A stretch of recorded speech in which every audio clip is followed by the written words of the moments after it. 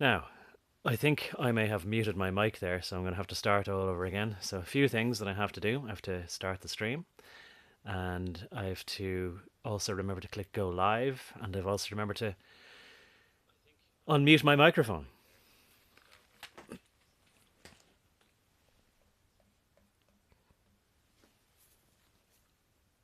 Okay.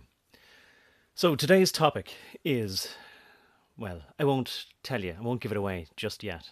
I'll see if anybody comes on the stream and watches live and wants to put anything into the comments and have a guess. So, but the title is Ben Gone, Watch a Canal Disappear Before Your Eyes. Now, if there's anybody who's watching on their phone, I'm going to see if I can increase the zoom on my browser here so you can see a bit better what I'm looking at. And I'm going to read out what I have here. Hopefully, I've got a few tabs arranged here, and I've got a few pictures and maybe a couple of documents that I might be able to bring up on screen. And excuse me, we'll see if we can read along, and we'll see if we can follow the stream of things, follow the flow of the events in a concurrent order. Now, I'm getting a message about the bit rate. It says the stream's current bit rate is something or other. Hopefully, it's good. Let me just, again, sorry for the technical stuff here, but look, it's just while we get into it, and maybe while people might receive a notification or two. So the current bitrate is something. I don't see where it says that. I might have to make this as large as it can go.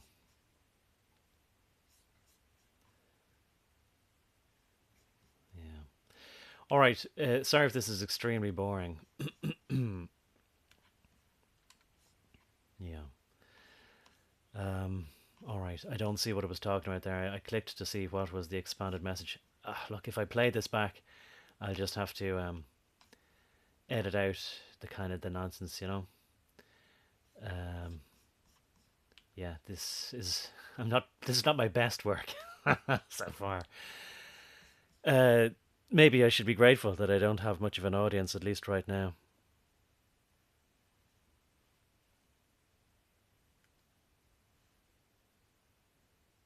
Okay, I think I'm still live anyway. Alive and live. I'll continue on anyway. I think I'm still broadcasting. Yeah, okay. All right, let's this be the second start then. Bit of a faltering start. So, Ben Gone. Watch a canal disappear before your eyes is the title of today's stream. Now, I'm going to just do a quick search for, and I suppose I have to give it away here, the Ben Gurion Canal. Do you know where the name Ben Gurion comes from? Is that name familiar to you? Why, he's the name of the Prime Minister of the first Prime Minister of the great state of our greatest ally. I'm having to tread a little bit carefully here, you know. All right, so according to newarab.com, news, what is Israel's Ben Gurion Canal plan and why Gaza matters?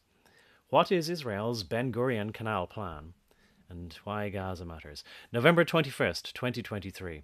As Israel continues its onslaught, David Ben Gurion, the project, conceived in the late 1960s, sought to create an alternative route to the Suez Canal. The primary shipping route, the Suez Canal that is,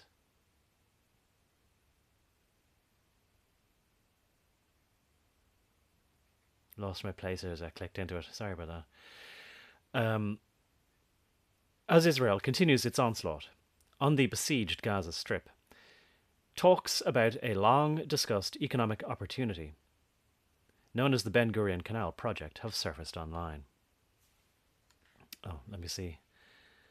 Can I make that a bit bigger?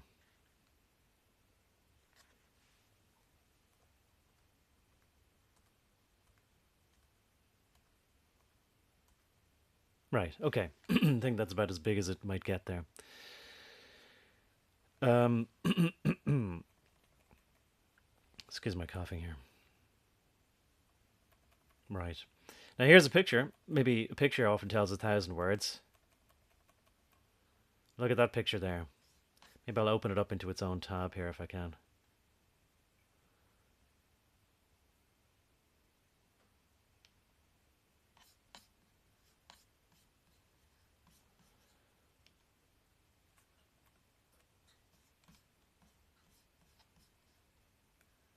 Okay. So there we are. There's somebody in a sort of a bunker with sandbags around him. Somebody else with the sand goggles on. And I think that the guy in the foreground there pointing his hand is Benjamin Netanyahu. I think, according to the caption. It says here not Benjamin Netanyahu, Ariel Sharon, his predecessor, I think, although maybe there was somebody in between the two. Ariel Sharon gestures as he briefs former Israeli Prime Minister David Ben-Gurion in an army trench in 1971 near the Suez Canal. That's from Getty Images. Amazing. So Ariel Sharon briefing former Israeli Prime Minister, the first Israeli Prime Minister. I'll have to confirm that now that I'm suddenly in some doubt about it, but maybe we'll get onto his Wikipedia entry before too long. 1971. Amazing piece of history there. Quite fascinating. Okay, so named after Israel's founding father, David Ben-Gurion, the project, conceived in the late 1960s, sought to create an alternative route to the Suez Canal, the primary shipping route connecting Europe and Asia. While Israel rejects calls for a ceasefire and its military campaign on Gaza shows no sign of an immediate end, it becomes crucial to delve into the historical context of the Ben-Gurion Canal project, its proposed significance, and the intricate geopolitics surrounding the Suez Canal. Understanding the motivations behind the proposal requires exploring the complex history of the Suez Canal, the tripartite aggression of 1956, and the unexpected shocks to world trade resulting from its closures. This backdrop underscores the potential strategic importance of an alternative canal, controlled by Israel, in the ever-evolving dynamics of the region. Fascinating, eh? So, the unexpected shocks to world trade resulting from its closures, and do you remember, during the terrible period of the global COVIDs in 2020, when a cargo ship with lots of evergreen shipping containers decided to suddenly berth itself, to run aground, to try to navigate horizontally or perpendicularly to the canal, and blocked the whole Suez Canal. I mean, something like that will create a crisis out of which more demands might come for an alternative route, such as the Ben-Gurion Canal. We'll have a look at it on a map pretty soon. But there's something even more interesting, I think, to show you with regard to the map from 1960. So, might as well read on here, because this article in the New Arab is covering a lot of the groundwork here for us. Who is Ben-Gurion? David Ben-Gurion, 1886 to 1973. Quite amazing, isn't it? He was born even before the turn of the 20th century, even before the Balfour Declaration was a glint in Lord Arthur Balfour's eye, I should say, or even Charles Chaim Weizmann's eye. So David Ben-Gurion, 1886 to 1973, was a prominent Zionist leader from Poland who was known as the founding father of Israel. Isn't that quite interesting? So he's from Poland, and also the parents of Benjamin Netanyahu are from Poland as well. And Netanyahu wasn't even their original name. It's quite amazing. So, David Ben Gurion was described as a ruthless man who gave orders to Zionist militias to see the mass explosion. I think that word is meant to read expulsion, but either way, it kind of works. So, he gave orders, this David Ben Gurion, founding father of Israel, he gave orders to Zionist militias to see the mass expulsion, let's say, of Palestinians from their lands and facilitated the influx of, I'll say, Jewish immigrants from all over the world into Palestine. Isn't that fascinating?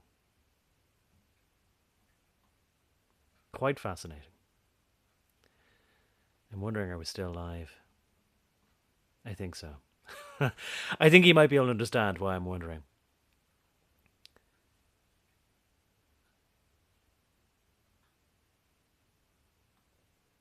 We still going? I hope so. I guess this is going to have to be a playback one, possibly. But anyhow. Okay. He served as the first Prime Minister of Israel in 1948. Okay, no need for me to verify that on Wikipedia then. Right. What is the Ben Gurion Canal Project? The Ben Gurion Canal Project was a proposal in the 1960s by Israel to connect the Red Sea to the Mediterranean Sea through the southern end of the Gulf of Aqaba. The route was planned via the port city of Eilat and the Jordanian border. I think that means to say at the Jordanian border. Through the Araba Valley for about 100 kilometers. That's about 62, well, it's exactly 62 miles. Between the Negev, Nakab mountains and the Jordanian highlands, and veered west before the Dead Sea Basin, and heading through a valley in the Negev mountain, Nagab, or Nakab range. It would then head north again to circumvent the Gaza Strip and connect to the Mediterranean Sea. However, a connection between the Red Sea and the Mediterranean Sea already exists through the Suez Canal, an artificial sea level waterway in Egypt that offers vessels a direct route between the North Atlantic and the Northern Indian Oceans, reducing journey distance and time. The Suez Canal provides the shortest sea route between Asia and Europe and currently handles roughly 12% of the world's trade. Timeline of the Suez Canal. Let's go through this again. We'll get some basics going on here. Right, again, I'm trying to look at the chat here, and I have somebody there, and oh, it's still human. That's who it is, and he's giving me a thumbs up. Nice name. Appreciate it. Cheers. All right. Back to the timeline of the Suez Canal. Now, we've barely started here, and I'm learning as I go, and hopefully be useful to you as well. These are basics, stuff I always thought I'd look into at some point and never quite got around to it, But sometimes world events take over and they kind of light a fire under you, and you realise you'd better catch up on a lot of homework that you hadn't done in the past that you always intended to do. All right, in 1858, the French Suez Canal Company formed to build the canal with a 99-year lease. In 1968, the Suez Canal opens. Isn't that amazing? Between forming the company and opening the canal is only 10 years. Then in 1875, the Suez Canal Company comes under French-British ownership after the United Kingdom buys 44% shares. Amazing. And then in 1888, quite an amazing sounding year, isn't it? In 1888, quite a lot of things happened around that time. Jack the Ripper, I think, was most prolific during the year 1888, if I remember correctly. But in 1888, Constantinople, that's Istanbul, not Constantinople, and could be Byzantium though, couldn't it? Constantinople International Convention guarantees free use of the canal, free for everybody. Anybody in the world can use it. Just like I hear Jerusalem was supposed to be a left in an area, a city in an area that was supposed to be not owned by anybody, but free for all the peoples and faiths of the world to come to. All right, 1956, Egyptian President Gamal Abdel Nasser, or is it Nasser, nationalizes the Suez Canal Company. 1956, also the Suez Crisis results in closing the canal after the tripartite aggression. If that's not explained to us, we might have to look up what exactly the tripartite aggression was. In 1957, the Suez Canal reopens again. In 1961, the Nasser... Sorry, are we going back in time? No, I was just looking at 1858. Sorry, 1868 to 1957. So in 1961, the Nasser project begins, allowing for the transit of bigger ships. Did that make it deeper? I don't know. In 1967, Egypt closes access to the Suez Canal after the start of the Six-Day War with Israel. In 1975, Egyptian President Anwar el-Sadat reopens the Suez Canal. So, the Ben Gurion project is the alternative to the Suez Canal to go into the, what did they call it? I have to refresh my memory here. Of where it exactly it says that it's going to go into.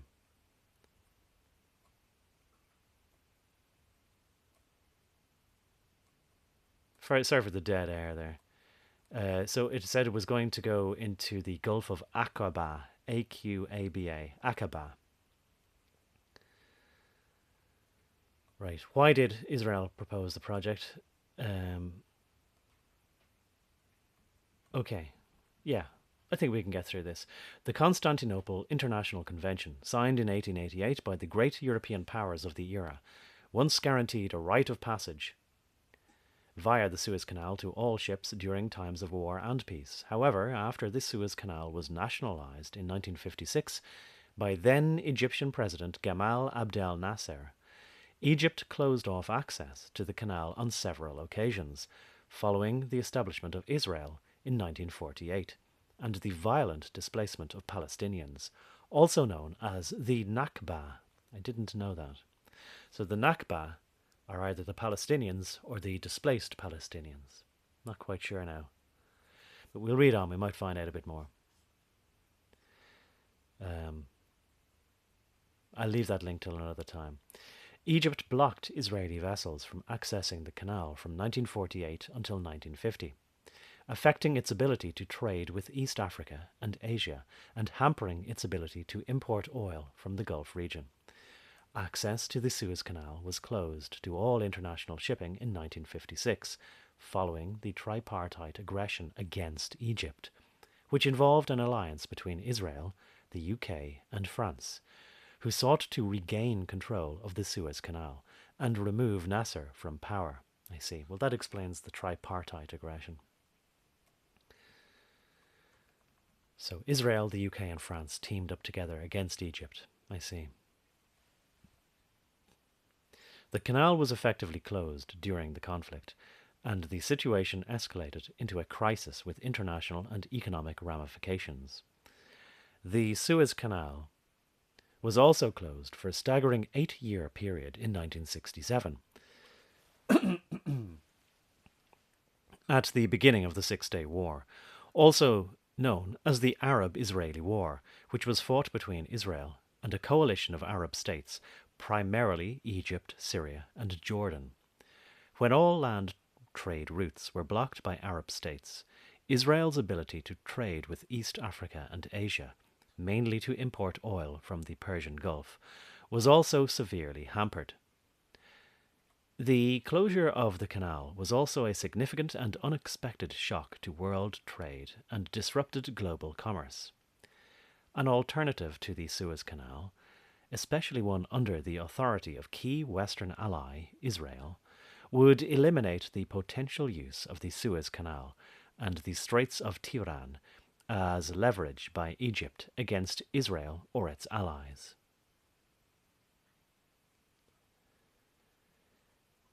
Economic gains. The Suez Canal has been critical in driving Egypt's economy forward.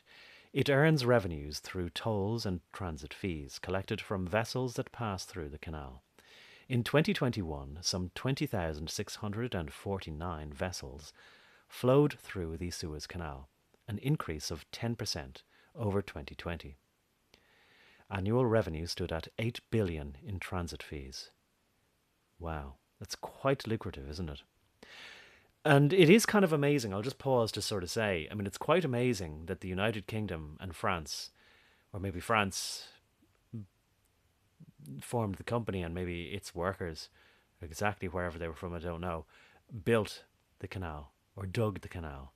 And then the UK buys 44% of the canal. And then later Egypt just says, well, that's ours now because it's within our territory. It is quite amazing. And it kind of does make me wonder, like, I mean, what are the rights and wrongs of it? If somebody builds something, were they allowed to build it, or did they just start digging a tunnel or a trench or a canal? So was Egypt, or was the Prime Minister of Egypt at the time right to say this is ours?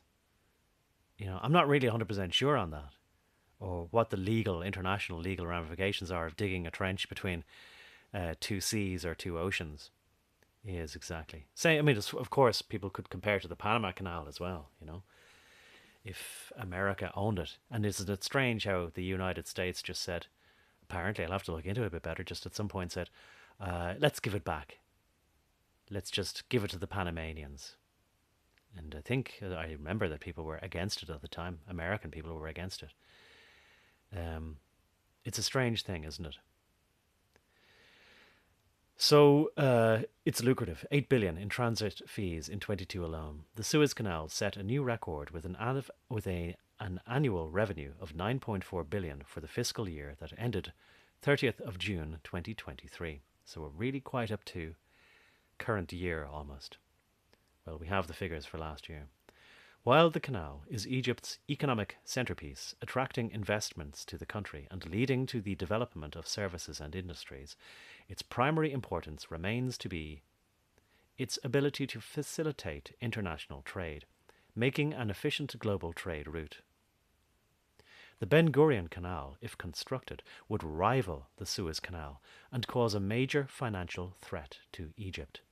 If it goes ahead, it would be almost 1/3 longer than the current 193.3 kilometre Suez Canal, and whoever controls it will have enormous influence over the global supply routes for oil, grain, and shipping. One of the original planned paths would go through the Arabah Valley, cut west before the Dead Sea Basin through the hills and curves north again to avoid the Gaza Strip. So there's a pretty good map of how it would go there. I'll see if I can just make this slightly bigger here, a bit more screen real estate, as they say. So maybe we'll start from the Red Sea here, and instead of turning left to go through the Suez Gulf and on through the Suez Canal, up through Egypt, and then into the Mediterranean Sea. I'll go down again, we'll have another look. What we do is we go right. So at the fork in the mouth of the, what do you call it exactly? I'll say sea anyway, I won't try to be fancy with it. Some kind of delta I was thinking of, but anyway, it's not exactly that. So you turn right into the Gulf of Aqaba, and then you go up to the port of Eliat. And my God, wouldn't that really enhance things for everybody there as well? That people might stop there and wait, maybe, if they have to either load or unload or take a break or get provisions or have shore leave or rest or food for the crew. They wouldn't mind waiting. And then they go through this canal. It'd be great for that town. Bring a lot of trade, more trade and commerce, I would imagine. I'm just assuming. And so it would go on up to the right there on the red line, and it takes a little bit of a circuitous route. Maybe it does have to go around some mountains, but it's a proposed route. Maybe they'd be able to go blasting through some mountains, and goes through Israel, current day what's known as Israel, and then comes out at Ashkelon to the north of the Gaza Strip. But it does make you wonder. I mean, if Gaza itself didn't really exist anymore, if everything had been razed to the ground, if everything had been turned to rubble, and if they were building a new port there out of some of that rubble, maybe they wouldn't need to go as far north anymore. Do you know? Just a bit of conjecture there, but it's legitimate, of course, isn't it? Very interesting picture. And you can see there, where the Gaza Strip is in relation to Israel. It's not just a bit of desert. It's prime real estate on the Mediterranean coastline. And then up in what I've learned recently did used to be called Judea and Samaria is the West Bank. And what it has it in brackets there is Palestinian territories. And other places there like the Jordan River. And there's the Sea of Galilee just to the right of some other of the... if you can see my mouse cursor here, you'd have to probably have your phone horizontally. So just to the right of this area here, I think this part here, this is the Sea of Galilee, I think. Not sure, maybe this is part of it, or maybe this is another sea down here, or maybe I've got it the wrong way. Maybe this is the Sea of Galilee, I'm not quite sure. So from the Jordan River here, which I think this arrow might be pointed to here, this is, there, that's the Jordan River. And the sea that they often refer to is the Mediterranean Sea. So that phrase where they talk about being from this Jordan River to this Mediterranean Sea, that must be how they describe all of this territory, which is, Palestine, Israel, Palestine, and whatever exactly, of course, people want to call it. Very interesting, though, I think. And as far as I remember, just above here, anyway, above this borderline here, I think is it Jordan or is it Lebanon? I can't quite. I don't know. But anyway, I'll have to. You'll have to forgive my ignorance, but we might find out a bit later, anyway. Right, why Gaza matters. The US had once proposed to use some, and this is the interesting thing. I was going to say I thought that I had read, I mean, it's all interesting, but I thought that I had read somewhere before that they had proposed using nuclear bombs. And when I say they, that the United States had done it. So this is great because this article is confirming everything, which they might accuse us later of engaging in some kind of crazy conspiracy theory about. But it is a matter of public record and has been for quite some time, since the 1960s. Now, maybe it's wrong to say it's been a matter of public record, but it has been a matter of record. And we'll get on a little bit later to see what those records are. Some of them may have been classified or hidden from public view, but the plans were certainly there. They just might not have been very much publicly known. Maybe not many people were aware of it, but I think a lot of people did become aware of this recently in the last year or so. So what we have on screen there is why Gaza matters, and this is going to be a good one, I think. Okay. The US had once proposed to use some 520 nuclear bombs on the Negev desert, Nakab, to help create the canal. With Gaza razed to the ground, there have been alleged plans to literally cut corners and reduce costs by diverting the canal straight through the middle of the Palestinian enclave. However, the presence of Palestinians there would remain an obstacle.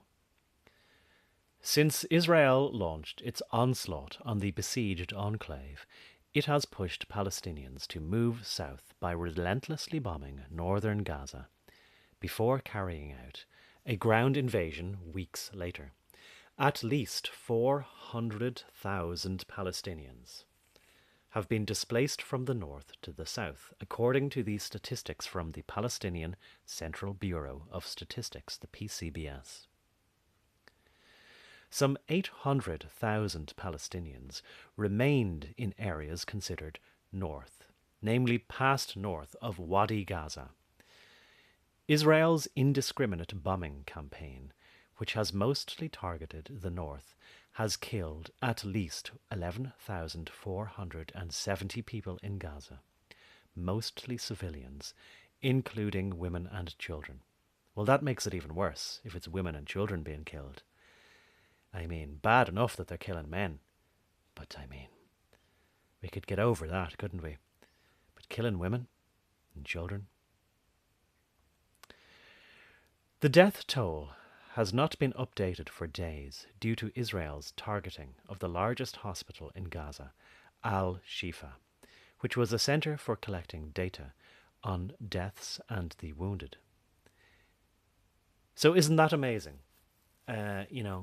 If people are collecting data on how many people are being killed, then the logical thing to do would be, of course, to kill the people collecting the data. Perfect. Israel denies it has plans to annex the Strip, but it has called for the voluntary migration, that's in quotation marks, of Palestinians in Gaza amid accusations that it was, again in heavy quotation marks, ethnically cleansing the enclave. So quite fascinating indeed, and we'll get on to a few other things to do with that now quite soon. Dubai begins construction of world's largest airport terminal. That's in unrelated news, but anyway. Right, I want to show you the next tab that I thought might be interesting. So that was, I suppose, from the Arab perspective, if the newspaper, rather, was called The New Arab. We can be sure, maybe, that it's written from an Arab perspective. But look, to be fair and balanced, let's have a quick look at the Ben Gurion Canal from the Times of Israel's perspective. Now, I'm not sure in this particular way that I'm streaming how to make YouTube comments appear on the screen. So let's see if I'll have a quick look. I see there's another comment there from somebody else, and I'll just have a quick look to see if I'm able to figure out how to do that. I can't see anything immediately obvious how to do that, but I'll just read it out anyway. So, Welshwoman says, "They best get on with it then, haha. It's a cruel war," she says. "I wish us humans could stop fighting each other and just get on with sharing the world and resources." Well, I mean, yeah, but at the same time, what we have to understand is that things aren't ever going to be as simple as that, because not only will people not want to share, but I've found that you really cannot negotiate with most human beings, because most human beings don't even want to state definitively what it is that they want. So they won't even come to the table with their terms defined and their objectives and their desires clearly outlined. They don't even want to do that in case they didn't ask for enough, or in case it turns out that they were wrong about something. People are just too dishonest not even to just negotiate honestly, but they won't even say what they want. I don't know if you found that. I mean, I've found that by just simply living long enough and just basically scratching my head and feeling like I must be mental. I must be mad. How is it that everybody is just so irrational? I thought human beings, we were supposed to grow up and enter the adult world and become rational and sensible and state what we want and mean what we say and say what we mean, but none of that actually happens. So yeah, it's a utopian dream, as you say there. So look, easier said than done, far easier said than done, to just, can everyone just get along? It's never going to happen, unfortunately. Right, I'll get on now with reading, to be fair and balanced. like certain news organizations and certain people who might have been fired from news organizations. Anyway, it doesn't matter. I won't I won't delay anymore. The Times of Israel. Let's see what it says. I haven't read ahead, but I looked at the map from here earlier, and I thought it was a good map. So let's have a quick look here. I'll see if I can increase the font again a little bit better as well, or increase the size of everything. So even if you're on a phone, hopefully you'll be able to see well enough. I noticed there's Joe Biden on the right hand side, beside beside Benjamin Netanyahu, and it says PM speaks with Biden. The PM there is the Prime Minister of Israel, Benjamin Netanyahu. I'm saying Benjamin, if we like. So he speaks with Biden as mediators rush to reach hostage deal, prevent Rafah assault. Rafah, as far as I understand it, is in the south of what we call Gaza, or the Gaza Strip. Okay, let's see if I can get him out of the picture for now. And right, we have there the blogs from Bepi Pezzuli, International Council and Foreign Policy Advisor. This fellow, right? So he says, the Ben Gurion Canal, vision amidst upheaval. This is from, let's see if I can pronounce February. Okay, February 26th, 2024. There's a good map, as I say. So there's the outline of the proposed Ben Gurion Canal, as I say again, coming up through the Gulf of Aqaba as an alternative to the one going through the Suez, or the Gulf of Suez into the Suez Canal, from the Red Sea into the Mediterranean. So Ben Gurion, if you didn't catch it at the beginning, is the founding father, one of the founding fathers of Israel, the first Prime Minister of Israel. So that's that picture, or that map, is from Wikipedia Commons. We'll get on to that before the end of this stream, I hope. Amidst the persistent turmoil engulfing Gaza, an ambitious vision conceived over 6 decades ago has reappeared in the public discourse, seizing attention and sparking debates on regional geopolitics and economic strategy. Both in the aftermath of the Suez Crisis of 1956, the notion of the Ben Gurion Canal resurfaces today, offering a tantalizing glimpse into a future where maritime trade and regional dynamics in the Middle East undergo profound transformation. The 1963 concept paper by Howard D. Maccabee has remained classified for 30 years. Despite its release in 1996, it flew under the radar. So there's the answer to the question, what I was saying earlier. So this proposal for the Ben Gurion Canal was drawn up in 1963. And it was made public, or declassified, let's say, in 1996. But I only heard of it, I suppose, probably in the last year. Maybe it was after October. That fateful day on October 7th where they tell us something happened, you know, where despite all the odds, these hang gliders on lawnmower engines managed to fly into a music concert into Israel from the Gaza Strip and defeat the defences of the strongest and most vigilant army in the world. Quite incredible. So it might have been that only since then that I came to learn of it, and maybe that's the same for you, or maybe you're only learning about it now. So it flew under the radar. Okay, much like some of these supposed paragliders, or whatever they're called, with lawnmower engines. The legacy of the Suez Crisis.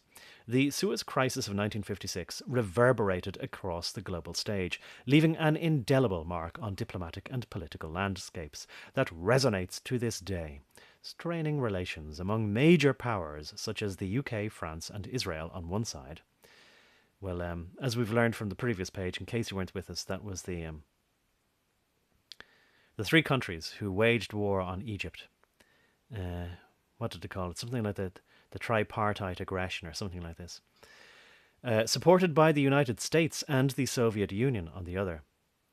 So I think maybe it's saying that the Soviet Union supported Egypt, and the United States supported the UK, France and Israel. Amazing. Another sort of proxy war of the two great superpowers in a way. It heralded the waning influence of the British Empire and the ascent of the USA and the USSR as dominant Cold War players. Well, just so, absolutely that. If we choose to see the world at that sort of still normie level of geopolitics, and it is possible to kind of look at things and examine things and understand things to some extent at that, as I say, geopolitical level, even though it's a very normie way of looking at things. But anyway, um, so I see Katie Kane there is in the comments. Good to see you. She says, "Isn't it always about money at the end?" Yeah, I mean, I don't want to sound like I'm being contrarian. It is, yes. But what I have come to learn over the last few years is that money is a means to an ultimate end, and the ultimate end is power. Power, control, if you like to think of it that way. And as I now understand, I didn't understand when I read about 1984, when I read 1984 when I was a kid.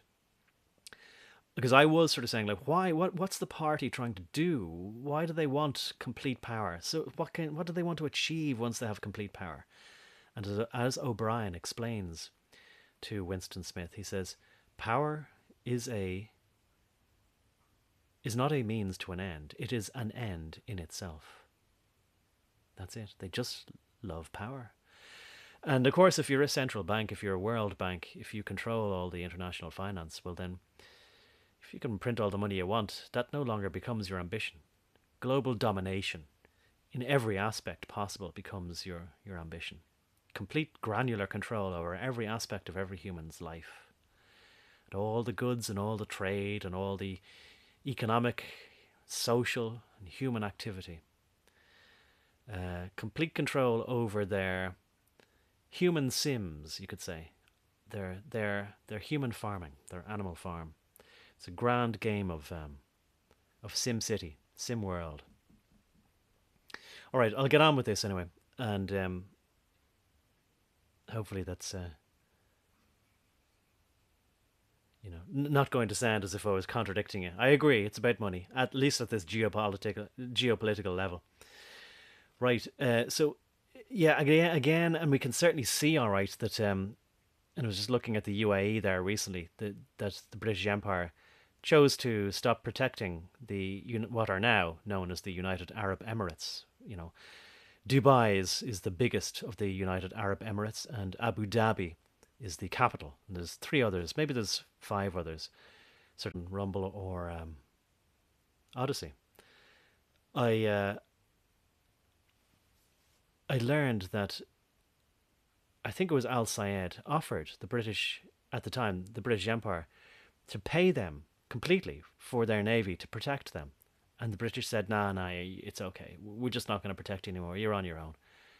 So then they formed their own country. It's just amazing, isn't it? It doesn't make any sense. But of course, things make sense when you realize that there's something else above world geopolitics and individual governments of supposed nations. Welsh woman there says, geez, I don't even like being in control of another person, let alone the world. What I'll say to you then is, if that really is true, that if you can't understand, if you can't conceive of the mindset, is if I've spent a few years now trying to understand the mindset of the kind of people who I just assumed didn't exist in the world. But there are different kinds of people, and different people are motivated by very different things. And I thought, very naively as a child, and for many, many years, it was a childlike naivety, that we could all just get along, and that nobody would want to have power over other people, and nobody would want to just take something from somebody else, even if they didn't want that thing for themselves.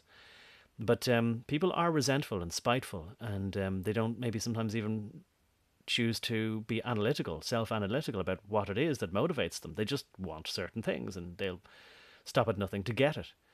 And unfortunately, there's a great many people in the world like that, and they have relentless drive and will and ambition to achieve power.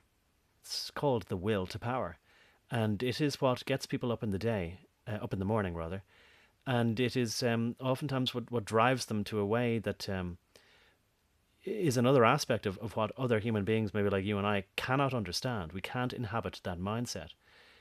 But I am quite satisfied that they do indeed exist in great numbers. People could consider them to be things like sociopaths. But, they say either there's no rest for the wicked or evil never sleeps. And they are relentless and they will never stop. And they seem to have a way of passing their ambition on from one generation to the next. And they implement their plans remorselessly, relentlessly, and it happens over the course of several generations, centuries, even millennia. I'd better get back to this anyway. Ayo defo madman, or I defo madman. Right, I'll get back to the article here anyway. So it heralded the waning influence of the British Empire. I feel very sorry for the British Empire. I'll say that for them anyway. They were once so glorious, rule Britannia. Britannia rules the waves, and now they're nothing. And the crown jewel of their empire at one point, the Indian continent, now has reverse taken over them. Anyway, and the ascent of the USA and the USSR as dominant Cold War players. The crisis culminated in Egyptian President Gamal Abdel Nasser's nationalization of the Suez Canal, triggering military actions by Israel, France, and the UK. Yet, international pressure, particularly from the USA and USSR, compelled their eventual withdrawal, underscoring the limitations of post-colonial military intervention. The disastrous outcome of the Suez Crisis, which 30 years later, Lady Margaret Thatcher would recall as the most important political lesson for her generation, forced British Prime Minister Sir Anthony Eden to step down after a mere 2 years in power and retire from political life, making way for Harold Macmillan. It also exacerbated tensions in the Middle East and contributed to a sense of Arab nationalism and unity, with Nasser emerging as a prominent leader in the region. Finally, it heightened Arab-Israeli tensions, leading to further conflicts in the subsequent years. Economically, the Suez Crisis plunged global trade routes into disarray, exposing the vulnerability of choke points like the Suez Canal and prompting investments in alternative transit methods.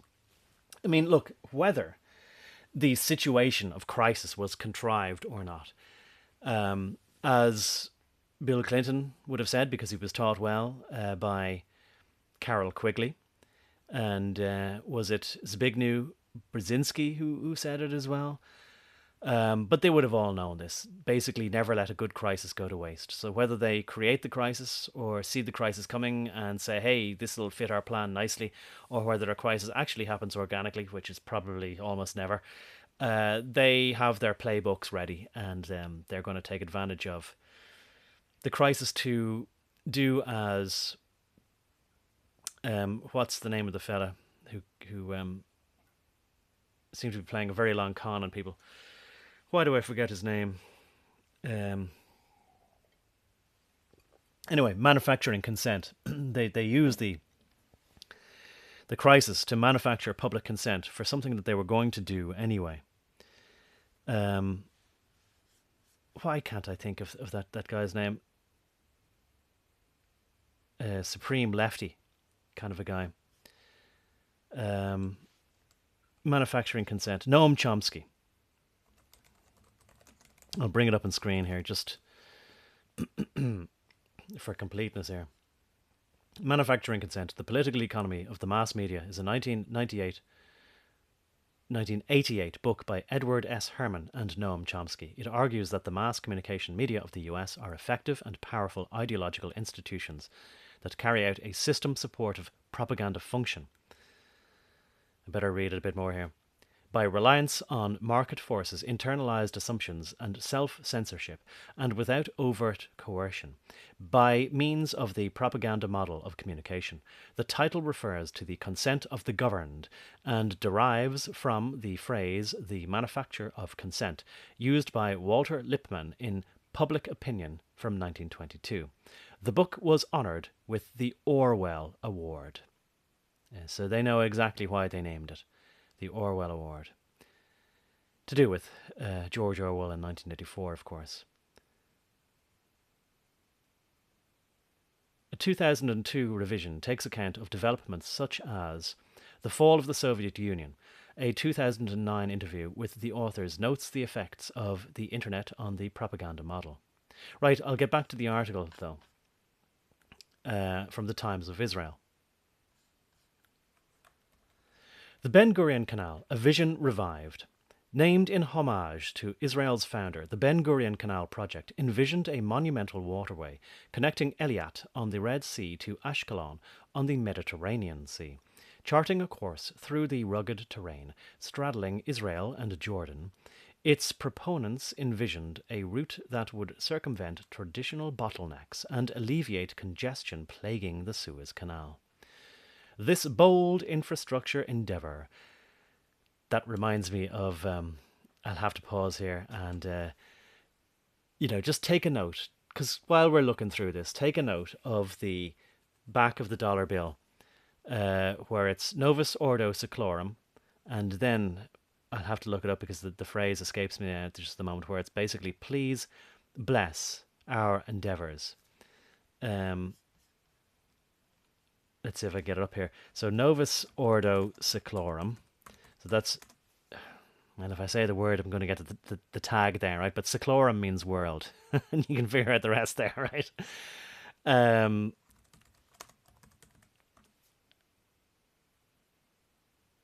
So Novus Ordo Seclorum dollar bill, Latin inscription that appears. This is Bing AI, by the way.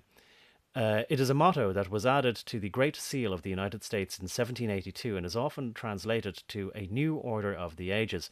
The phrase is taken from a line in Virgil's Aeneid, a Latin epic poem that tells the story of the Trojan hero Aeneas and his journey to Italy, where he would eventually found the city of Rome. The line in question reads, Ultima Cumai venit iam Carmenis Aetas magnus ab integro Cyclorum nascitur ordo. Now is come the last age of the Cumean prophecy. The great cycle of ages is born anew. But where is the please bless our daring endeavours or something like that? I'll have to look it up here. I'll have to search for please. That's it. Annuit coeptis is one of two mottos on the reverse side of the Great Seal of the United States. The literal translation is he favours or has favoured our undertakings. But undertakings could be translated just the same as endeavours, undertakings. So I think it is worth going over that again to bear that in mind when we look at global events and how they unfold, all by coincidence and sheer happenstance, and everything just unfolds in a completely random way. But this bold infrastructure endeavour, nothing, even these words, they use them advisedly, and the guy knows what he's doing when he's writing it. This bold infrastructure endeavour held the promise of reshaping global trade patterns and reducing reliance on existing maritime routes.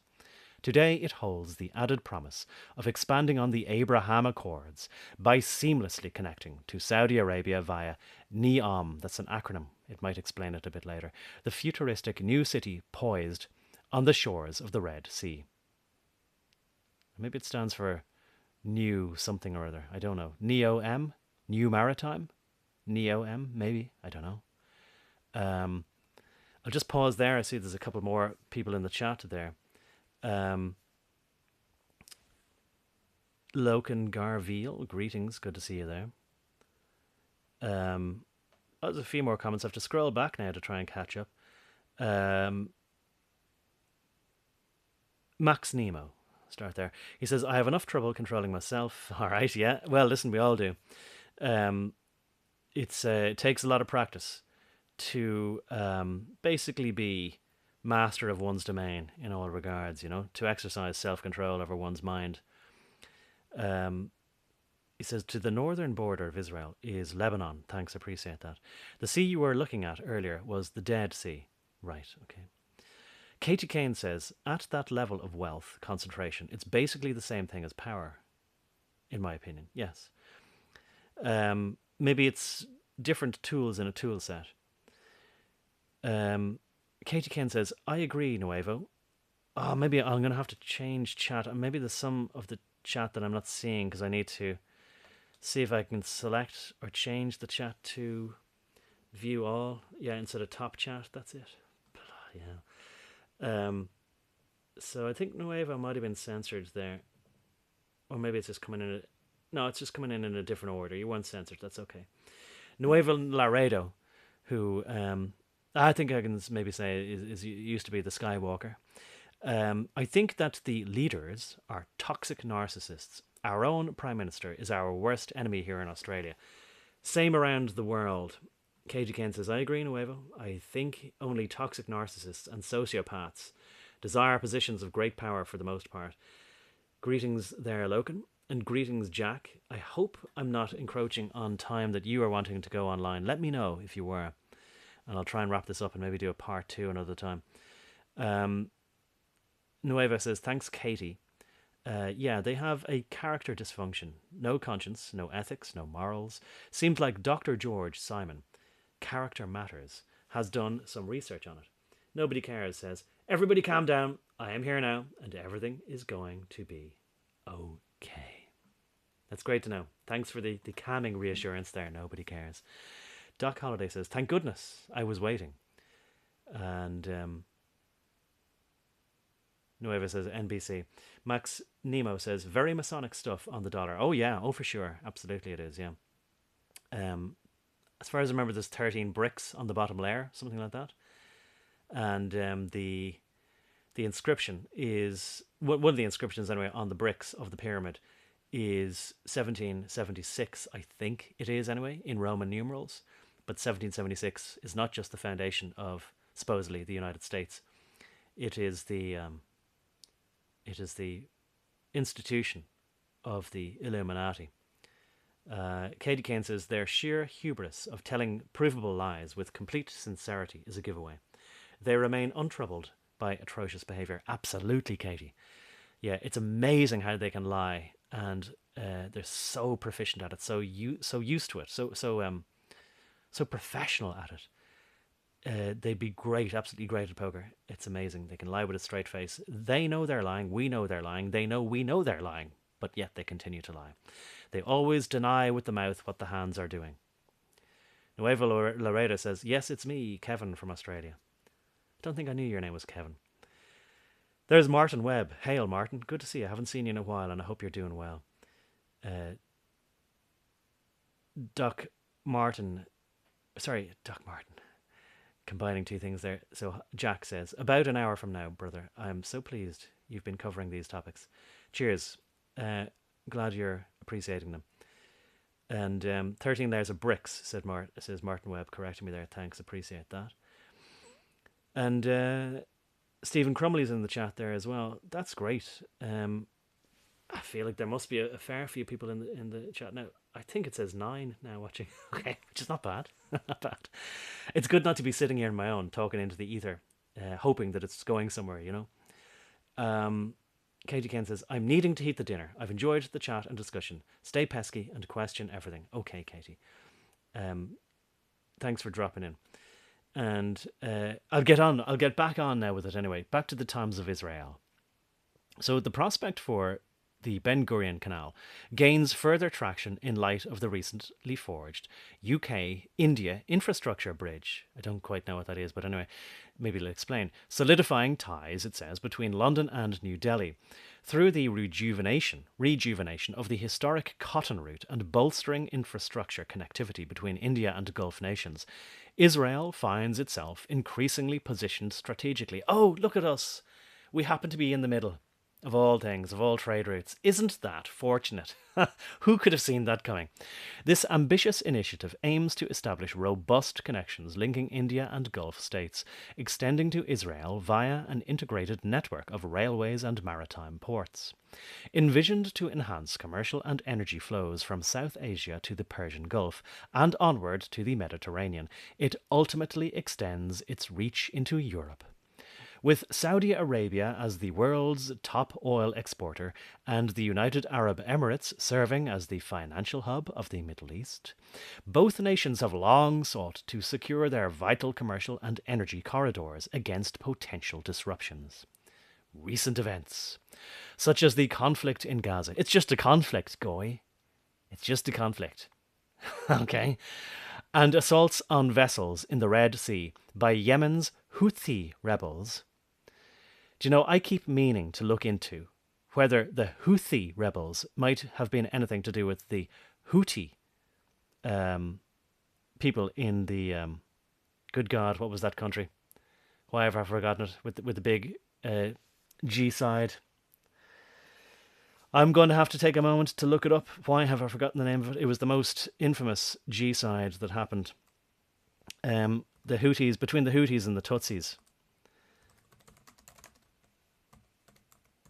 So it's probably just another coincidence, or maybe Houthi means something. In the Rwandan G side, I'm going to have to say that because I don't think you can quite say the whole word here, you know. So I keep meaning to look into whether the Houthis and the Houthis are related in any way, but that's something for another day. So this conflict, you see, in Gaza and the assaults on vessels in the Red Sea by Yemen's Houthi rebels have heightened concerns. Consequently, major shareholders in the shipping sector have temporarily suspended the use of Egypt's Suez Canal. The Ben Gurion Canal would have a world-scale impact. The redundancy of waterways, redundancy means you've got more than what you need, of waterways would put an end to the congestion of the Suez Canal. Additionally, the fragility of the connection between the two seas, as exemplified by the Ever Given incident. And I think we noticed this at the time as well.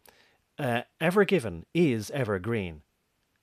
So again, I think this might be one of those strange things. This might be what we might call a Mandela effect being created.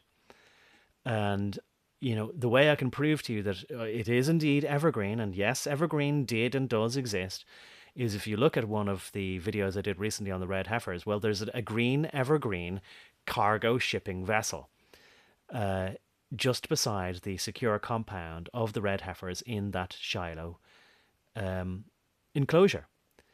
And I put an arrow pointing to it. It's just behind a tree, and you can see it. So if you can't see it on YouTube, you'll find it on Odyssey, and pretty sure I uploaded it to Rumble as well.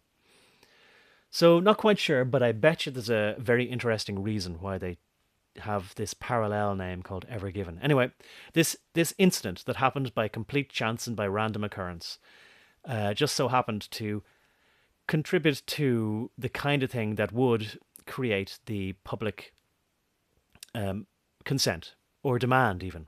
Manufacture consent and create public demand for an alternative route from the Red Sea into the Mediterranean. So Martin Webb there, he knew right away anyway, it was Rwanda. He says that's in Africa. And or Max Nemo says that's in Africa. And Martin says Hutu, not Houthi. And Tom Twain says, I think you're looking for Rwanda. Cheers. Appreciate it.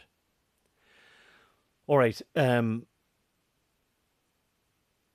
Now, Ever Given became lodged sideways. Just became, you know, nobody did it. It's just something that happened. Became lodged sideways across the canal, almost as if it wanted to do its best to block traffic, which it did at blocking traffic in both directions of the Suez Canal. The incident led to a significant disruption in the global trade. Efforts to refloat the ship involved dredging and the assistance of tugboats. I got distracted there. Might as well read out this comment here by Stephen Cromley. Yeah, sorry, I'm not sure how to get the comments on screen. Uh, Let me just see. Just take a moment to see if I can. What happens if I press this button? Engage with my audience. No, that shows me how to start a poll or whatever. Um, anyway, Stephen says we need to manufacture consent to make America country 110. I won't feign ignorance there. I'll just take the comment as is, right? Because I think it'd be disingenuous. Someone, I don't know what you mean. What are you talking about? But I have 10 concurrent viewers now, which is great. Doing well. So can we get that up to 110 concurrent viewers? Right. Nuevo Laredo says, Stephen, yes, our own propaganda campaign. Well, look, I'm doing my little bit here. So I'd be happy to listen to any of your live streams and hear your thoughts on this matter or any other. Now, ultimately, so I suppose I'll say to that, like, it's a heavy weight, but maybe all of us together, we can make it easy lifting. One last comment now, I see it pop up before I go back here to the article. It says, or Max Nemo says, China has been interested in the Ben Gurion Canal as part of their Belts and Roads initiative. Thanks for mentioning that. That's important term, I think, to include in here. Israel linking with the Bunting Cloverleaf map. Brendan O'Connell has interesting research on this. Yeah, and I bet he does. I hear that he is on Rumble, but he has been. I think he was kicked off YouTube a few months ago. He seems to me to be sincere and well-meaning, if quite abrasive. But I think he's an authentic person. Put it that way. So there you are. Doc says maybe get up to 109 and then count one more. And we have 110 listeners at some stage. It's an achievable goal, maybe, to set for the next year or two. Who knows? Right. The incident of the Ever Given, they're calling it, being stuck and blocking all traffic in the Suez Canal garnered widespread attention and highlighted the vulnerabilities of global supply chains, causing delays and financial losses for numerous industries. Well, herein will step the people who always say, "But we see you have a problem there, but we just like to help you. We're just here to help. Can we help you? Because we just love helping people." So ultimately, the Ever Given was successfully refloated after about a week, allowing traffic to resume through the canal. But the incident prompted discussions about the need for improved navigation and contingency plans for similar emergencies in the future. Well, what could we do? Did anybody make a plan at all at any point in the past that we might be able to look at? I wonder. Does anybody have any ideas? At the course of the discourse surrounding the Ben Gurion Canal lies the economic and strategic imperative of decoupling from the Suez Canal, which presently handles 12% of global trade, economically pivotal as a vital shortcut for maritime transportation between Europe and Asia. The Suez Canal's significance is underscored by its substantial revenue generation, $9.4 billion in 2023. That tallies with what the new, what is it called, the figure given on the New Arab article said. And strategic control over global trade and energy markets. Decoupling in a changing world. The prospect of decoupling from the Suez Canal amidst heightened geopolitical tensions and evolving global dynamics has assumed newfound urgency. Oh no, we're in an urgent crisis now. Recent geopolitical tremors have reignited. I'll say tremors there is a key word, right? I'll just note that. In the same way as cases were skyrocketing and hospitals were avalanched, or there was a tsunami of other things happening. I won't get too much into that, but you get me, right? So tremors, geopolitical tremors. These are the kind of highly emotive words that tend to move febrile minds, as in easily spooked minds. have reignited interest in the Ben Gurion Canal, with media outlets across the Arab world expressing apprehension over its potential revival by Israeli Prime Minister Benjamin Netanyahu. Decoupling has emerged as a strategic imperative in the wake of seismic. Again, another one of these words. And by the way, it's all there to pound away, keep hitting that same nerve in your subconscious.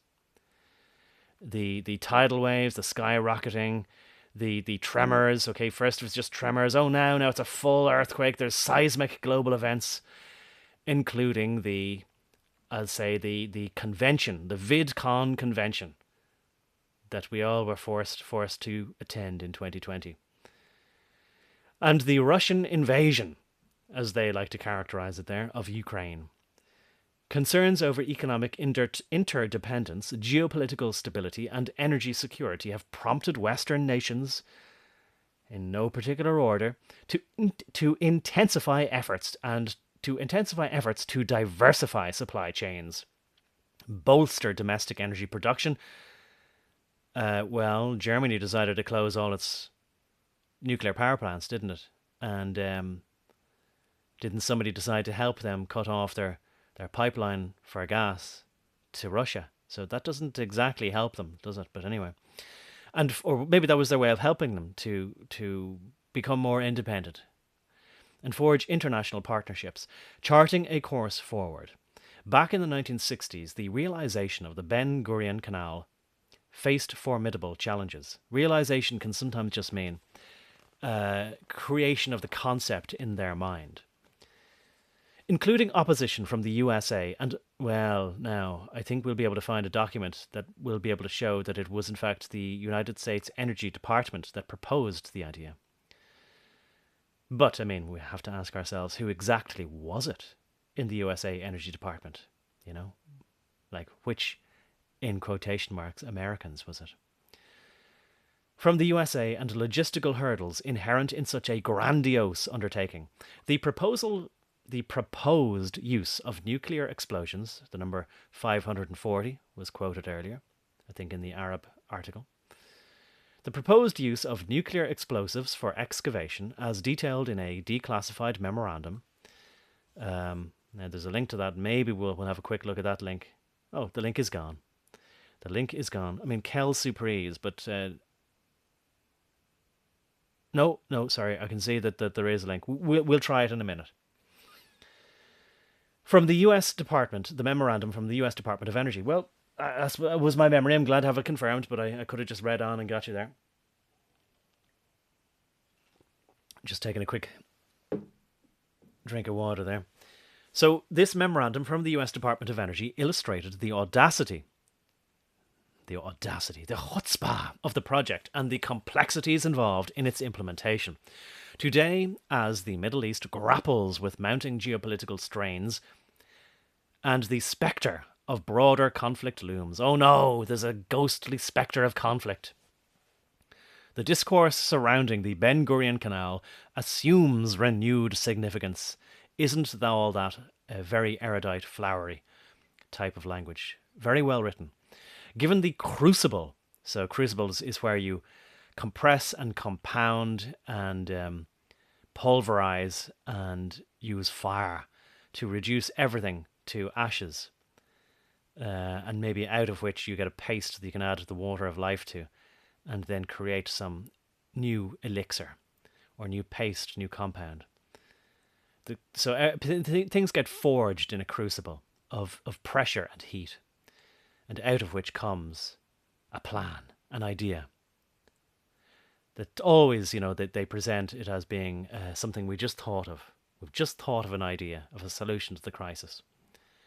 They dust off a 1960-something plan. 1963, did they say? 64. The time may be ripe to revisit the transformative potential of the Ben Gurion Canal. Well, that's the end of the article, but I think it might be worth reading about the author into the record here. Giuseppe Levi, and as we learned in one of our recent Learning Hebrew articles, or live streams, I should say, the Levites, or the Levites, were a tribe of people out of which came the priest class known as the Cohens.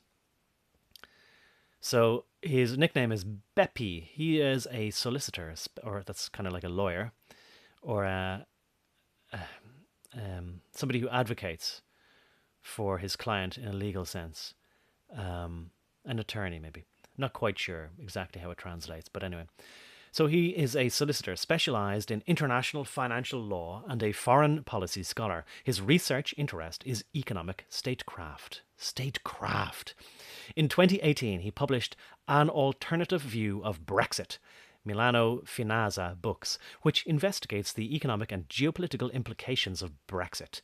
That's the British exit from the European Economic Community, or rather the European Union.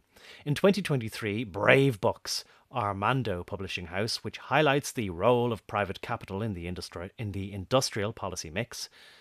Formerly an editor-in-chief of La Voce Repubblicana, is a columnist for the Italian daily financial newspaper Milano Finanza, a pundit for the financial TV channel CNBC, and a Middle East analyst for the Longitude magazine. He received degrees at Luis Guido Carli in Rome, LLB, New York University, LLM, and Columbia University, JD. Well, he sounds like he's a very accomplished and well-credentialed fellow indeed. Right, I'll take a quick look at the comments here and read a few out, and I will then get to what I think is the best wine left to last.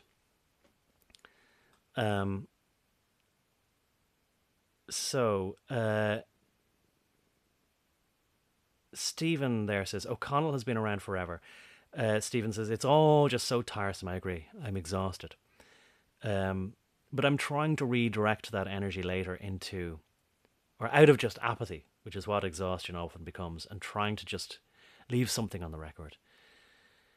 So that at least, even if there's an afterlife, that nobody will be able to say to me that you didn't do anything. I mean, or you didn't say anything.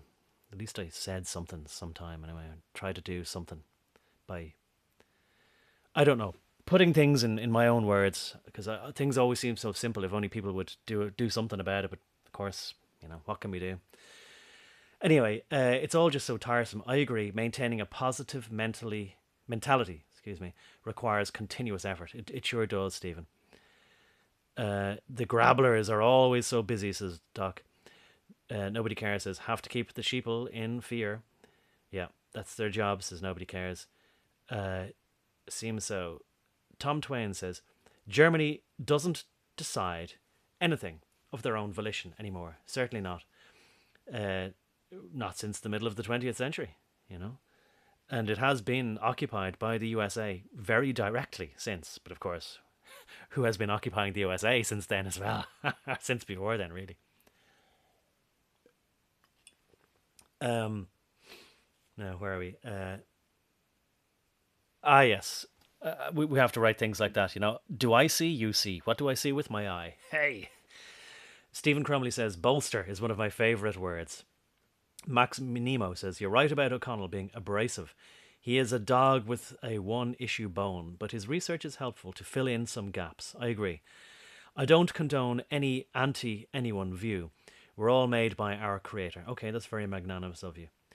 Look, I'm always willing to look at the exceptions of people, and I'm not very impressed with my supposed own people either. So I am pretty objective as it goes as well. Oh yeah, says Doc. Bolster. Very good word. Nuevo Laredo says, the WWG is already running everyone's country, if you ask me. Lock step, and I can't say the other word, but I'll say Downs Lock kind of proved it. It did. And nobody should be in any doubt about the fact that we have a one world government already. Everyone's government, even if they wanted to, would be too incompetent to synchronize everything that they did around the world. So, I think most people, they can be stupid or unobservant or not understand things whenever they choose not to, because they don't want to. Because it would be, basically, the psychology of it is that it would be too destructive to their psyche. It would be too disturbing to them. So they choose not to acknowledge it formally, in their own minds even, which is why they're able to ignore it so well. Stephen says, I never used it until I head back saying, "Oh, bolster," but now it's a mainstay. Until I had, or maybe it's to do with you're thinking of it as like a pillow or something like that. But anyway, heard Jack say it, not head back like my autocorrect thought I meant. Okay. Um, I picked up that term from my father. Um, Max Nemo, they are certainly anti you. Yeah, that's true. I thought if I loved everyone in the world, try to help everyone, that they would in turn appreciate me and love me back. It's definitely not the case. They treat kindness as a weakness. That's the way it is. Everybody does, pretty much. Unfortunately, sorry to say. I'm not being cynical, I'm being a realist. John Kerry has Levi jeans. Not sure if I spelt that right. Yeah, Levi Strauss. Ha ha ha. I wonder where China's Belt and Road Initiative, renamed to Global Development Initiative, fits in. Is that what it's called now as well? Interesting. Kerry's, and it's amazing, like a rose by any other name would do exactly the same thing and smell as sweet.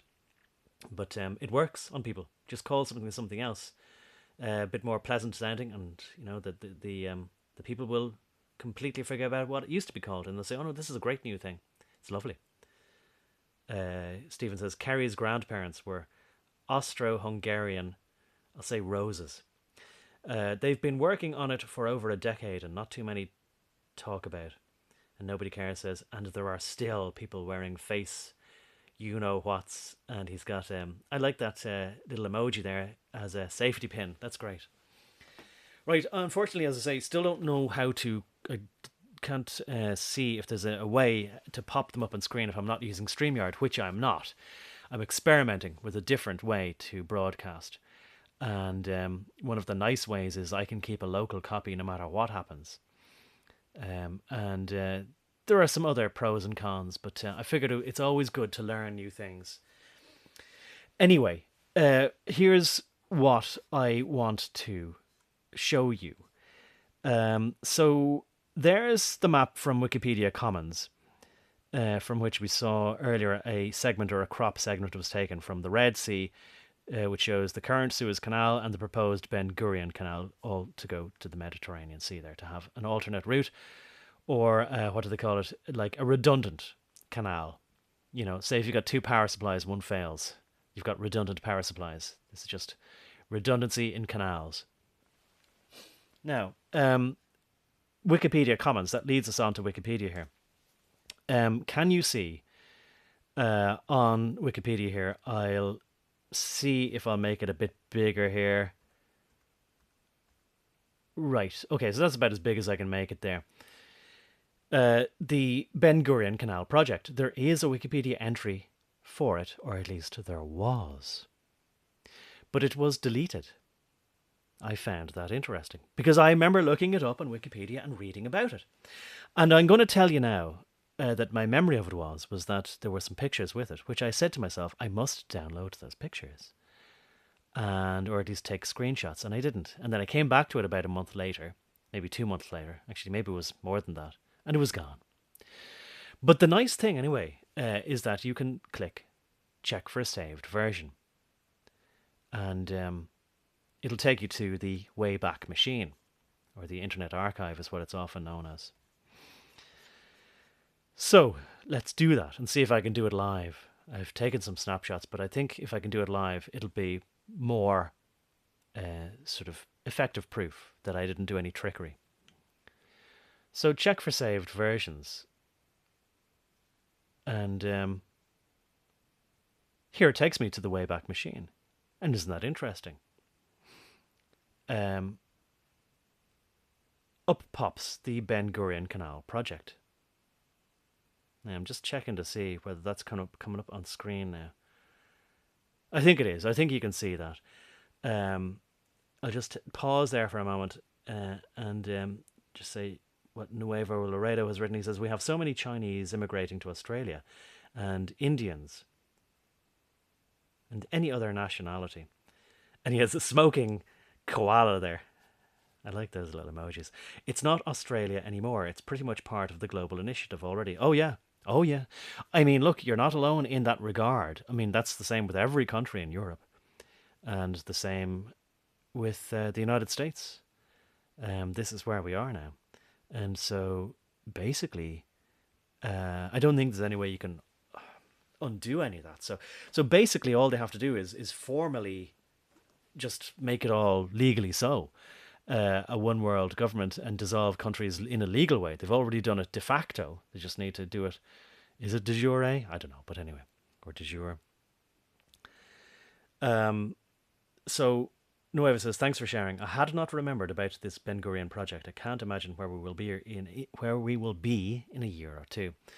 Well, I think you should be viewing what I have up on screen there now, and so I'll read out the snapshot that the Wayback Machine took of the Wikipedia page, since deleted, but as it was on December 24th of 2023.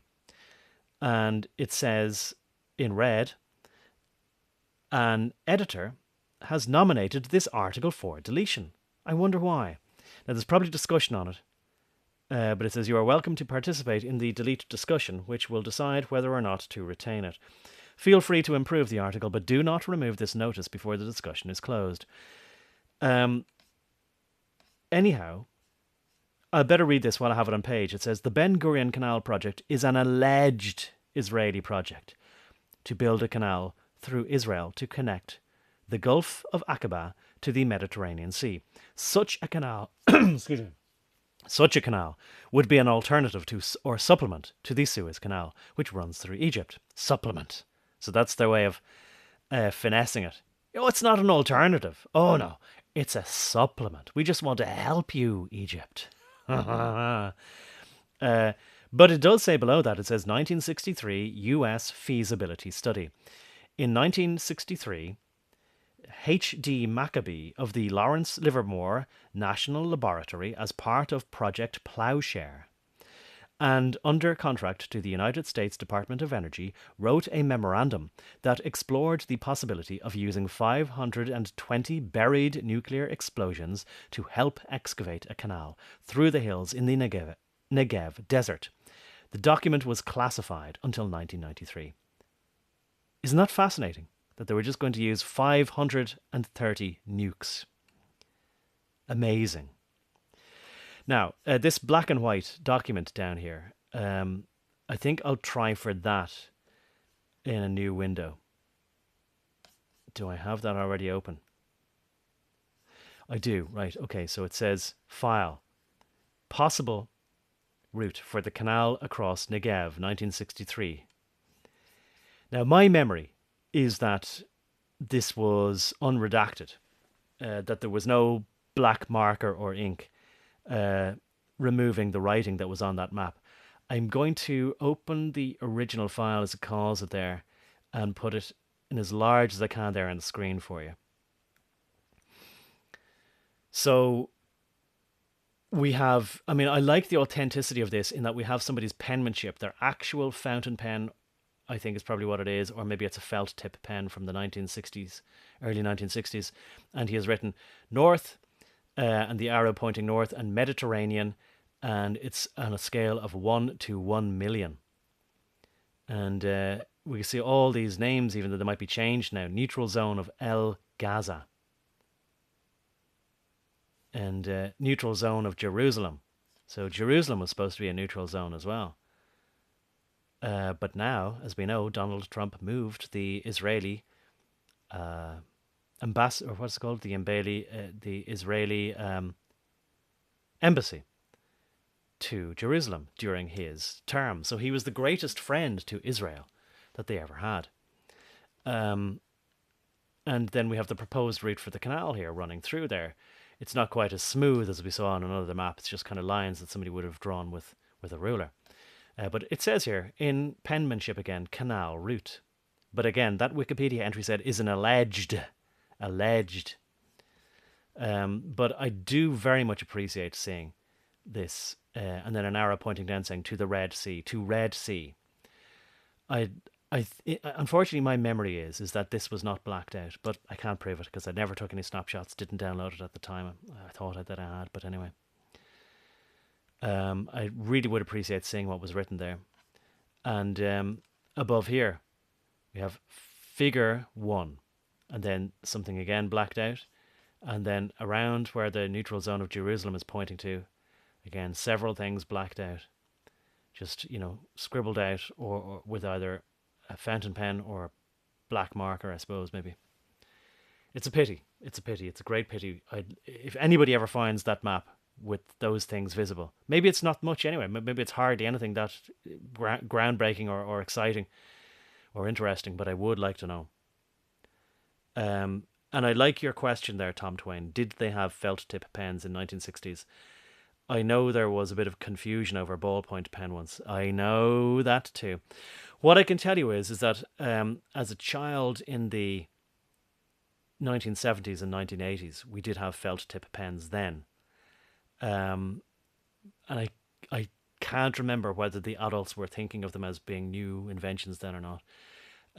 But also, even as a child in high school, some of our teachers, and this would have been even in the late 80s, early 90s maybe, we had one or two teachers who insisted that we write with a real ballpoint pen, not one of these newfangled biros, ballpoint pens, or felt tip pens. Stephen said there about Australia, it was a bucket list for him before the 2020 nonsense happened. Always wanted to go to Phillip Island and catch a MotoGP race. Yeah, and the Australian culture seemed to be so great as well. Just no nonsense kind of people. They said what they meant and they meant what they said. There was no airs and graces on them. Nobody cares there says, I'm getting buffering. Are you triggering the AI sensors with this? I hope not. But I'll get on with the show anyway before we're gone. Jack says he's good here at NBC. I'm good here, NBC. Nobody cares. That's what that is. Okay. Not National Broadcasting Corporation. Right. Tom there says, not meaning to be too frank. No, I get you. You're all right. I appreciate your how can I say, your frankness. I appreciate your candor. Anyway, look, back with this anyway. I appreciate that map. I think it's fascinating. I could look at it for much longer, but I want to get back to the case of the disappearing canal. So if we're agreed that where are we here? That this Wayback Machine snapshot of the Ben Gurion Canal says the Ben Gurion Canal, and I'll highlight it here, it says, is an alleged Israeli project to build a canal, and that such a canal would be an alternative or a supplement to the Suez Canal. Now, I'll right click here to find out if there's any discussion that we can see between the moderators or whatever of Wikipedia as to why they might have deleted it. Wikipedia articles for deletion. The following discussion is an archived debate. So the result was delete. An ATD was proposed here, and I was torn about whether to use it or not, but ultimately no other support for doing so existed, so I elected to go straight delete. If anyone really wants to merge this into another article, let me know on my talk page and I will undelete the history, so you can merge and redirect it to the target article, but noting that if the content is subsequently removed from the target article, the redirect can then be redeleted. Hope this makes sense, says Daniel. Daniel, eh? And then fails WPCNG as a conspiracy theory propagated by a random blogger, then bandied about the internet uncritically on like-minded conspiracy sites. No WP Sig Cov in RS that even establish that this is a real thing, says Longhorn SG on 18th of December 2023. So these guys basically just decided it was a conspiracy theory with no validity, nothing to verify that it's real. But we have it there. I mean, and the document on it verifies that it's real from the US Department of Energy. Okay, glad to see that nobody cares as he lowered the resolution and rewound a bit. So hopefully the bandwidth issue was just on your end and not mine. But anyway, we'll carry on. I will be able to keep a local copy. So no matter what happens, if this doesn't go to YouTube properly, it'll be available elsewhere, or I can re-upload it to YouTube, whatever. I won't read all. Oh, maybe I ought to. I'll read this into the discussion just in case. Uh, into the record, as it were. Delete. A research paper from the 60s does not confer notability on this thing. A research paper. It was a proposal, not a research paper. On this thing, he says, in inverted commas, that was never built. Sourcing is scant to begin with. All I can find are discussions on websites that seem to want to support one side of the current conflict by pushing a narrative. So they're saying, no, Ben Gurion Canal, that's to do with supporting one side or another in a conflict that's going on at the moment between the Palestinians and the Israelis. So I can see that these people are politically motivated to get rid of this article because they think that people might start wondering whether there might be extra incentives on one side to get rid of some people who might be inconvenient in a place that might shave off a few hundred kilometres of the canal or whatever, just if they were out of the way, it'd make the whole thing easier. Very easy to come to theorizing things like that, and quite legitimately so, I would say. So this fella says to keep the hypothetical conspiracy theory about the future paragraph from the article should be deleted, not the whole page. All the other proposed canal projects would have to be deleted as well with this rationale. With the tensions rising in the Red Sea, the Egyptian president, Abdel Fattah el-Sisi, winning an election with 90% of the vote, things are pretty hot there for this to be ignored. I will go ahead and delete the conspiracy theory from the page. But is this actually a proposed canal? Not sure I understand what Sisi winning the re-election in a landslide has anything to do with this article meeting what's articulated in WP policy, says Longhorn. Merge, selectively, info. List of interoceanic canals that has such... so a list of interoceanic... I'll try again. List of interoceanic canals... That's apparently a Wikipedia page, that has such proposals in its one table should be two, one for actual, one for plans.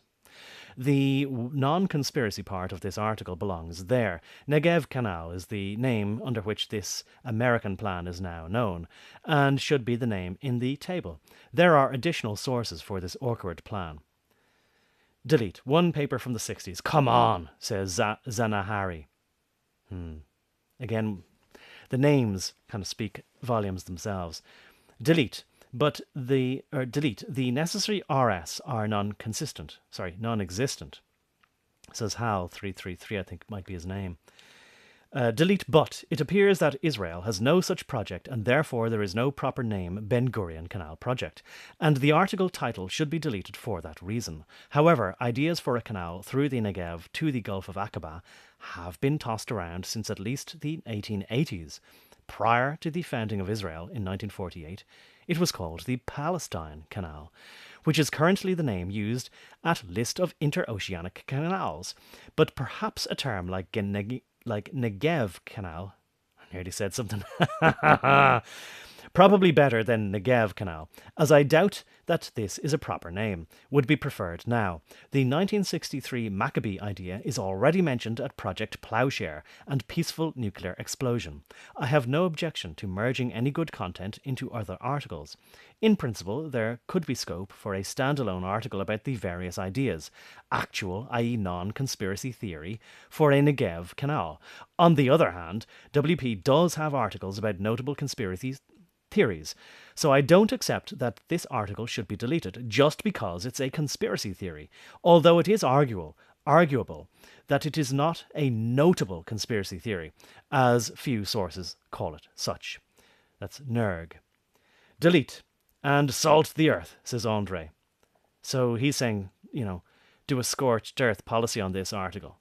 Salt the earth so nothing can regrow after we delete this article where it once was. He says, I came to Wikipedia to find information on the Ben Gurion Canal. If you edit the title, future readers will be directed towards other web sources. Maybe you should delete the article.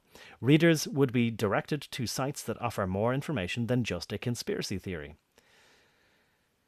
Delete. Poorly sourced based on a dodgy conspiracy, says UTOD. And it's not a conspiracy, if anything. It's a conspiracy theory, is what he means. A conspiracy is when people actually conspire. A theory is when we think they might be actually conspiring, and they probably are. Delete. Pure politically motivated conspiracy theory. Does not belong on Wikipedia. Delete. Pure conspiracy. No reliable sources. Badly written. They even criticize how it was written. You know. So I can see there. I'm going to say that there are at least some people there who are not objective, and we need objectivity in all of our information, especially our online and offline encyclopedias. One would hope that the people are at least trying to be objective. I'll take a pause there. We're nearly done. And before I go back to a previous snapshot of the Ben Gurion Canal project on Wikipedia. Excuse me. Let me just have a look at a few of the comments here.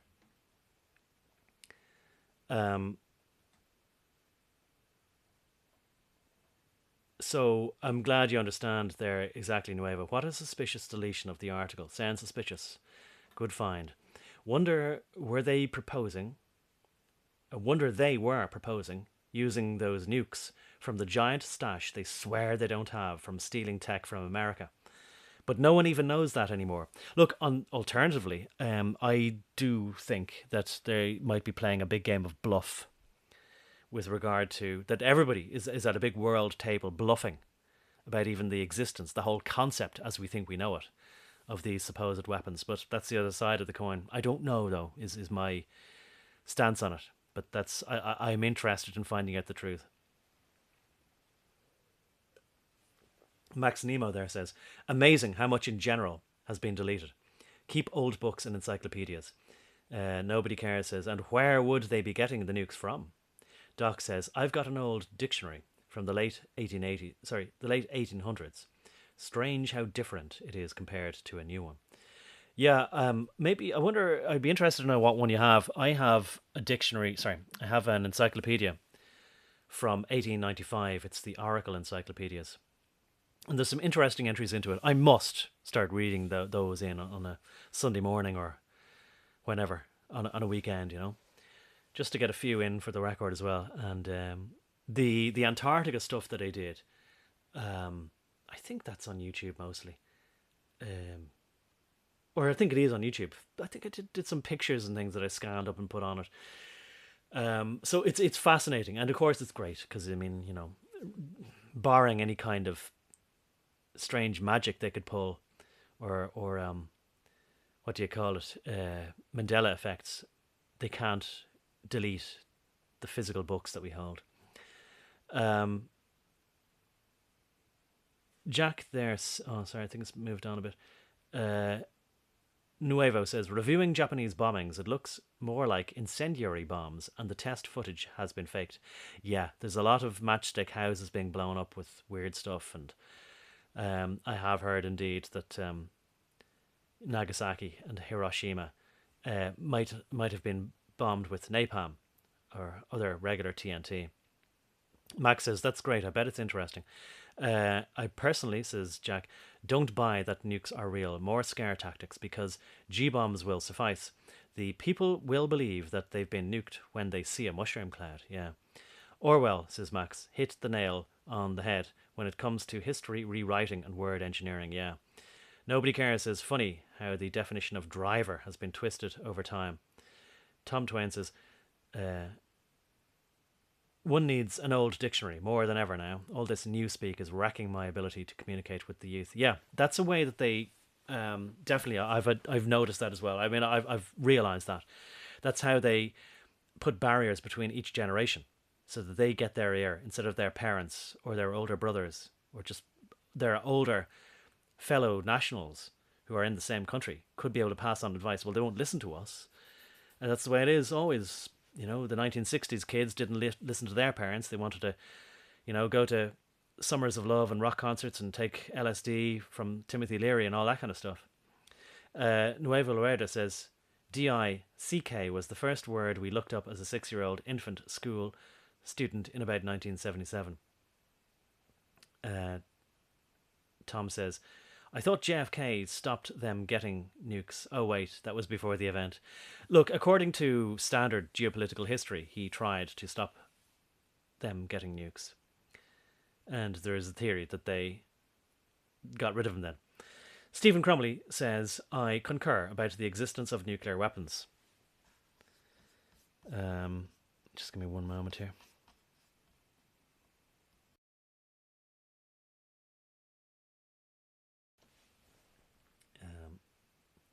The way they say those bombs work is sci-fi, especially in the 40s. It is as absurd as landing on the moon 6 times in 4 years and then never again. Well, I tell you what, we're certainly covering a range of. We're nearly touching 3 live wires here in the last few comments. Nuevo Laredo says, "Oh, the day after movie had us all scared shiteless." Okay, we're nearly done here now. Back to, let's go to a previous snapshot. Now, just remember here, the Ben Gurion Canal project is an alleged Israeli project. Okay, let's go back to the previous snapshot. So hopefully it'll load up. If not, I know I have taken some snapshots of these fairly recently. Okay, previous snapshot was in December 22. Still says the Ben Gurion Canal project is an alleged Israeli project. Let's go to the previous snapshot.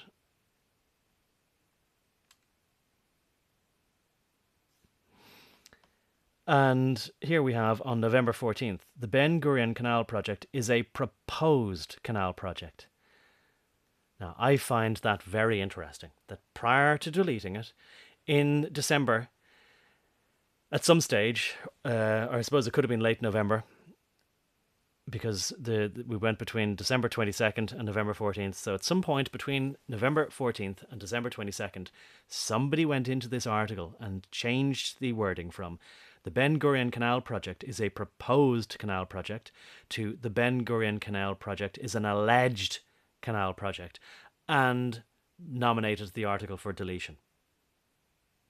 I find that fascinating. And that's basically, if Amazing Polly was doing this, she would say that's the boom, and geez, I wonder, did anybody ever do something on this? Maybe that fella whose name now escapes me again, but we were talking about him just a little earlier in the stream, the abrasive fella. Maybe he did a stream on it, or a video on it, and it's on Rumble somewhere, who knows. But all I can say is I noticed this independently just when I was doing my little bit of research. And oftentimes I do a bit of research and never do a video on anything. So I'm glad that I got this into the record. We'll see if it stays up on YouTube. If it doesn't, I should have a local recording and I'll put it up on my alternative sites. And I encourage all of you to check out my Odyssey. I did another live stream my time this morning when most of you in the United States would have been asleep, even if you were early risers. And I think you're going to like it. And it's to do with, I suppose, ancient archaeology and history, and the appearance recently of a guy called Flint Dibble, I think his name is. He's got the same name as the officer that was in Top Cat, if you remember that cartoon from the 70s or the 80s. Maybe it was in the 90s as well. Top Cat. And it was Officer Dibble. So the same guy, his name is, same name rather, his name is Flint Dibble. So I think you're going to like that. He went there to debunk or to poo-poo or to dismiss the whole Graham Hancock stuff. And he called Graham Hancock all these terrible, nasty names to besmirch him and impugn him and defame him and discredit him. So I think you're going to like the live stream I did on that. That's available on Rumble and Odyssey. I think Odyssey is better though, but whichever works for you. Right, I'm going to read the original article, or at least the article as it was on November 14th. And will I try making it a little bit bigger just to see if I fill up the screen real estate here? Okay, I think that works. The Ben Gurion Canal project is a proposed canal project through the State of Israel. It would connect the Gulf of Aqaba to the Mediterranean Sea. Now it does say citation needed, better source needed. Okay, we might see if we find a previous one just to compare again. But anyway, it would connect the Gulf of Aqaba to the Mediterranean Sea. Yeah, we know it doesn't exist, do you know? I'll just pause for a second there because I'm going to be distracted otherwise. Tom Twain there says, or Doc says, they pushed that movie, i.e. the day after, hard. Tom Twain says, I'm one of the lucky ones. My grandparents were born in the 19th century. I have some ancient info passed down. Good man. Doc says, cheers, Joey. Cheers to you, Joey. Nuevo Luedo says, I remember Top Cat. It was pretty good. Lots of the cartoons were pretty good then. And Stephen says, O'Connell, that's the guy's name I momentarily forgot there, Brendan. Going after Whitney Webb for years made no sense. He endlessly accused her of hebery or being one, without a single merit to the accusation. She's done some great work. Yeah, I'm willing to listen, but he never offered any proof. And it just seems to me like he's jealous. It just seems to me like he wishes he had all the accolades and popularity and success that she has had. And maybe what he says about her is true, but I have never heard him so much as provide a rationale, let alone proof. So I totally agree with you there. And he at least lost some of his credibility with me when he did that. And it wasn't until a bit later that, it was only quite a little short time after that he was no longer on YouTube. Now, of course, people might say, oh, that must be proof that he was right about Whitney then. She contacted YouTube and told them to get rid of him. I would consider that to be a baseless conspiracy theory. But look, it's possible. But show me some proof or even give me a rationale, Brendan. Otherwise, it does just look like jealousy. Max Nema says, agree with Stephen Crumley about Webb. You have to sift through his stuff. Yeah. And equally, I mean, keep your critical filter on with Whitney Webb.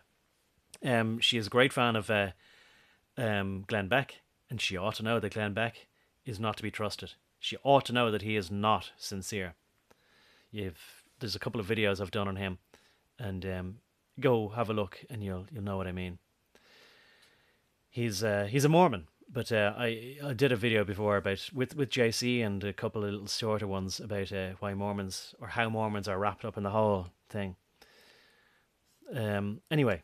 Getting back to this, the Ben Gurion Canal project is a proposed canal project through the state of Israel. It would connect the Gulf of Aqaba to the Mediterranean Sea. Speaking to you from 2024 now, but this was November 2023. David Ben Gurion, for whom it would be named, is considered the founding father of Israel and was the first prime minister of Israel. The canal would rival the Suez Canal, which runs through Egypt and has had many disturbances in its history, such as the Israeli blockage through the Suez Canal and the Straits of Tiran, closure of the Suez Canal from 1956 to 1957, closure of the Suez Canal from 1967 to 1975, and the 2021 Suez Canal obstruction. It would be slightly more than 50% longer than the 120.1 mile, 193.3 kilometre Suez Canal, at around 182 miles or 292.9 kilometres. There's some good maps there as well. I won't bother trying to expand those just now. Route, starting from the southern end of the Gulf of Aqaba by the port city of Eilat in Israel, on the Israeli and Jordanian border through the Arab Valley for about 100 kilometres between the Negev Mountains and the Jordanian highlands, and veers west before the Dead Sea Basin. The Dead Sea is 430.5 metres, or 1,412 feet below sea level, and heads through a valley in the Negev mountain range, then heads north again to get around the Gaza Strip and connect to the Mediterranean Sea. And there's lots of great photos from NASA. So it says. Let's not go down that road just now. The 1963 US feasibility study. In July 1963, H.D. Maccabee of the Lawrence Livermore National Laboratory, under contract to the United States Department of Energy, wrote a memorandum that explored the possibility of using 520 buried nuclear explosions to help excavate a canal through the hills in the Negev desert. The document was classified until 1993. I'm going to finish up now. It's been long enough. There's probably more to it. If there is, I'll bring it to you in a separate either video or live stream. I've just clicked back to November 13th of 2023. It's a proposed project through the state of Israel. There might have been no changes there, just a different day that happened to take a snapshot. But I'm going to leave it at that. So I consider that to have been a malicious deletion and done for what seems to me to be political reasons. Or there's not good enough reasons to say why it was deleted other than they just didn't like it. They thought it was not helpful to whatever their particular worldview or outlook was. So I'm going to say thanks everybody for watching and listening. I hope it was of some use to you. I encourage you to go see my Odyssey, not just for the reason that this might not stay up on YouTube, but because I do have some other videos that I think you're going to appreciate on Odyssey and Rumble. And I'm the same username, Eternal Extrapolations, on both. I did a post earlier today putting links in, but it didn't seem to get much views or visibility. So YouTube doesn't seem to like me leaving links wherever I can for, the alternative sites. So just go there and search for my name, Eternal, Eternal, Extrapolations, Extrapolations. Thanks again. I'll say goodbye, and if Jack is going live pretty soon, I'll tune into that, and I hope you do too. And I'll finish up the stream now. And while I'm doing it, I'll start reading just whatever comments might be here. Webb is a beast when it comes to data. She digs hard, says Jack. Yeah. I followed his accusations for a year or so to see if anything popped up, but it was pure jealousy. Okay. I think we're very much in agreement on a lot of things there. Unfortunately, you're right, SC, says Max. I still think his research on this country we've been looking at is informative. Certainly, I would take whatever information from anywhere, but we must keep our critical filters. Some thumbs up, says Tom Twain. Appreciate it. Nearly a tongue twister there. Cheers, my brothers, says Stephen. Yeah, I never beg for likes and thumbs up, but I would appreciate it, I guess, if I'm being honest. Cheers.